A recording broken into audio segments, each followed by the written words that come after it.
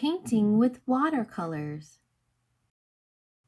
You need a sketch pad, watercolor paints, paintbrush, napkin or towel, and a bowl of water. Open in the center carefully, making sure the pan doesn't slip out or fall out. I'm going to place it at the top of my desk. You may want to put it on the side that you write or paint with. So I'm right-handed, all my materials will be on the right. You might want to have your materials on the left-hand side. Some friends may want to keep the paper inside of their sketchbook. If you want to take out the paper, carefully tear it out and place it on your table. If you want to keep it in the book, make sure to get a protective sheet. I have this little plastic piece of paper and I'm putting it in between the pages. And you'll see why in a moment, because I want to make sure that the water and paints don't go onto the second or the page behind the first one. Let's take a look at the brush that we got from our set. It has a yellow handle. If you want to buy a different brush, that's totally up to you. You can find something that's for watercolors and something that will fit. You can't buy anything too big, otherwise it won't work with your paint set. The yellow part is called the handle. That's where we're going to put our hand. The silver part is called the ferrule. That holds the bristles together, and the brown part is what we call bristle. That's where you put the paint. Hand on the handle, sweeping motion side to side, up and down, never stabbing it on the paper. That actually hurts your paintbrush. Now let's talk about activating our paints. First, we need water. You're going to dip your paintbrush into the bath or the cup of water, swirling a few times. Then you need to wipe it on the lip. That's the black rim of my bowl or whatever bowl you have, so it doesn't drip. I'm showing that right now. If I have too much water, it might drip onto the paper. Okay, swirl again, wipe it on the lip so it doesn't drip. Clean your brush all the time. Don't let it drip. You can always dab extra water onto your napkin just in case. This is really good practice. Okay, let's talk about our paint set. In our paint set, you will see that it starts with black, then it goes to red, orange, yellow, green, blue, violet, and brown.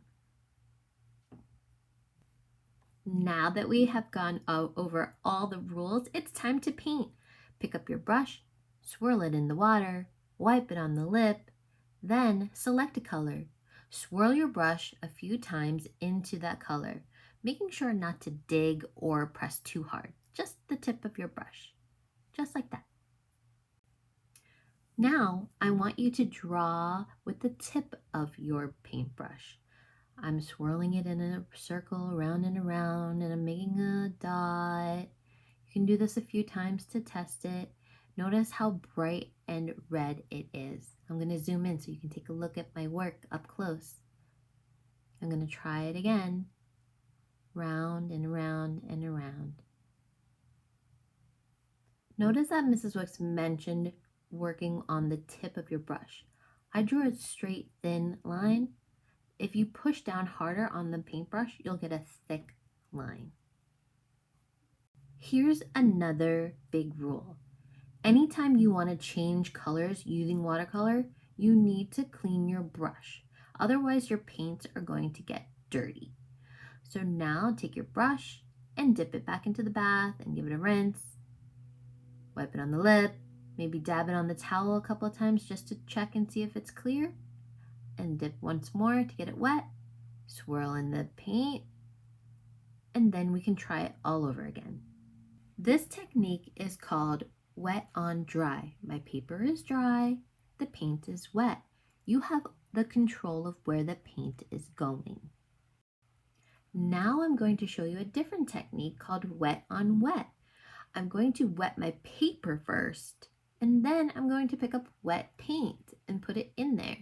What you will notice is that you'll have less control and the paint is just going to go wherever the water takes it. This way you can blend more than one color together and it gets a really fun tie-dye technique. The next one I'm going to show you is you're going to find a white crayon. This is made of wax. If you have oil pastel, you can use it too. Water and wax and oil do not mix. So by taking a white crayon on white paper, it looks invisible. I'm going to draw an image on my paper and then we are going to paint over on top of it. I'm going to grab my favorite color blue, swirl a few times, and paint right on top of it to reveal the image behind. This is a fun way to add surprises and extra details to your artwork. Now Mrs. Wicks is going to show you what happens if you accidentally mess up your paints and how to clean it. Yellow always seems to get dirty. So make sure you wash your brush thoroughly, and I'm going to show you right now there's a little bit of blue still left on my brush, and now blue and yellow make green. So now if I want to use yellow, it looks green. What you're going to do is clean off your brush, add a little bit of water to it, not too much, just so it's shiny. Then you're going to need your napkin. Wrap it around your finger carefully. Don't scratch your paint. You just want to soak it up like a sponge and have the napkin drink up the dirty color. There. Now I can go back with my clean brush, swipe and swirl in the color, and I should get a brighter yellow. Okay, I'm gonna fast forward and sample all the colors here on the page so you can see what they look like. I'm gonna draw a little rainbow. I'm gonna test out the black and the brown. I'm going to do some thick and thin lines. Remember, painting with the tip of my paintbrush. I can also show you that when you use a lot of water, right now I put down a little bit of color, but if you add more water to it, it's going to thin it out and make it lighter. So if you needed a lighter color, add more water. So here's why we have a protective sheet underneath the first one. When I use a lot of water, it can accidentally go through the page, just like this. Protect your secondary page with another sheet inside. It doesn't have to be plastic, but something that you don't mind getting paint on top of. Okay, now it's time to set our work aside so it can dry, and then we're going to clean up. Make sure that your paint set, your water bowls get dumped back into the sink. Clean out your bowl, put it away. You need your brush cleaned. Make sure to use clean, warm, soapy water. So I'm going to pretend my bowl is clean water and I'm going to clean my brush. I dip it in there, and then I'm going to take my paper towel and give it a soft massage. Don't break it. Make sure to fluff up your brush. Clean it up so all the hairs go in the same direction. Nice and pointy. When you keep it in a container, make sure that the hairs stand up, or you can put it back into your palette. Make sure to let your paints dry so they don't move around and spill into one another. Put your paints in a safe spot and store them in a cool, dry area. Have fun painting with your watercolors. Bye!